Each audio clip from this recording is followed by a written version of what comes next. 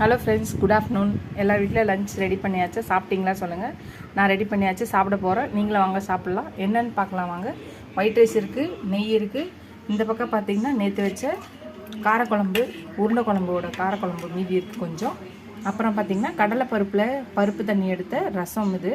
இந்த பக்கம் பார்த்திங்கன்னா கடலைப்பருப்பு போட்டு புடலங்காய் கூட்டு வச்சுருக்கேன். ரெசிபி இருக்குது, போடுறேன். நீங்களும் பார்த்து ட்ரை பண்ணுங்கள், எப்படி இருக்குதுன்னு சொல்லுங்கள். இந்த பக்கம் மோர் இருக்குது. இதுதான் இன்றைக்கி எங்கள் வீட்டோட லஞ்ச் மெனு. இன்றைக்கி லஞ்ச் மெனு.